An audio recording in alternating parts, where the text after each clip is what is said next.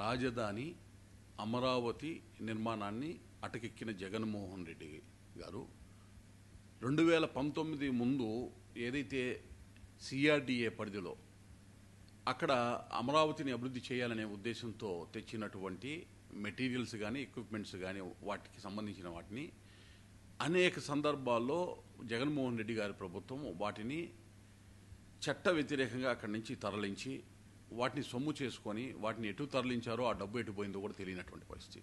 గడిచిన 2 రోజులుగా చూసినట్లయితే మెగా ఇంజనీరింగ్ ద్వారా అండర్ గ్రౌండ్ కేబుల్స్ ఏ అయితే అమరావతిలో వేయాలి అని 2019 ముందు అప్పుడు నాటి ప్రభుత్వం తెచ్చిందో ఆ కేబుల్ మొత్తాన్ని కూడా విశాఖపట్నానికి తరలిచ్చేస్తున్నారు. అక్కడి నుంచి వాళ్ళ గిడ్డంగుల్లోకి తరలించుకొని అక్కడి నుంచి ఎటు అమ్ముకొని ఆ డబ్బులు ఏ రూట్ నుంచి ఎవరి చెంతకు చేరుతాయో కూడా తెలియనటువంటి పరిస్థితి.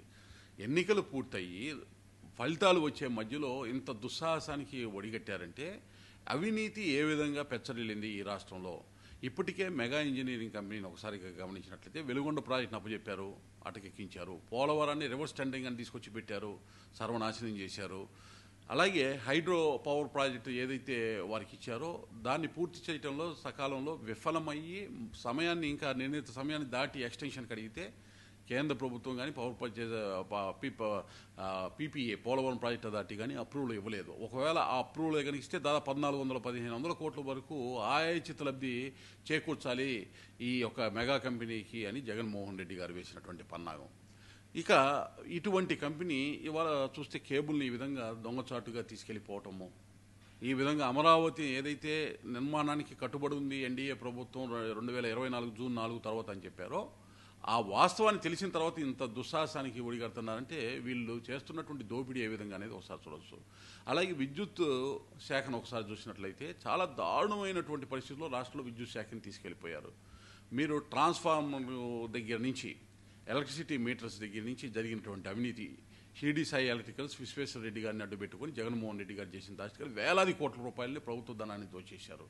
అలాగే పవర్ ప్రాజెక్టులు ఏదైతే ఉందో వాటిని ఇదే ఇండోసెల్ అనేటటువంటి కంపెనీ షిరిడి సాయి, ఈ రెండు కూడా విశ్వేశ్వర రెడ్డి ప్రమోటర్గా ఉన్నటువంటి కంపెనీస్ లక్షలాది ఎకరాలని కట్టబెట్టి దారాదత్తం చేసేటటువంటి ప్రయత్నం ఏదైతే జగన్మోహన్ రెడ్డి గారు తను లిక్కర్ మాఫియా ద్వారా శాండ్ మాఫియా ద్వారా దోచుకున్నటువంటి ధనాన్ని తీసుకొచ్చి ఈ కంపెనీలో పెట్టుబడులు పెట్టడం, వీటి ద్వారా భవిష్యత్తులో వీటికి ఏదైతే అలకేట్ చేసిన పవర్ ప్రాజెక్ట్స్ ఏవైతే ఉన్నాయో వీటన్నిటినీ కూడా అంతర్జాతీయ విపణిలో అంతర్జాతీయ మార్కెట్లో అత్యధిక ధరల్లో అమ్మేసుకోవటం, భూముల్ని చౌకగా కట్టుబెట్టడం ద్వారా ఆ భూముల ధరలను కూడా ఎక్కువగా చూపించి భవిష్యత్తులో విదేశీ కంపెనీల నుంచి డబ్బుల్ని దోచుకోవటం, ఈ విధమైనటువంటి ప్రణాళికతో ముందుకెళ్తున్నారు. కాబట్టి రాబోయే ప్రభుత్వము స్పష్టంగా ఈ మెగా ఇంజనీరింగ్ మీద, షిరిడి సాయి ఎలక్ట్రికల్స్ మీద, అదేవిధంగా ఇండోసోల్ మీద ఒక కన్ను వేసి వీరి చేసినటువంటి దాష్టికాల మీద విచారణ జరిపించి ఈ అవినీతి ఏదైతే జరిగిందో ఆ మొత్తం ధనాన్ని కూడా రికవరీ చేయాలి.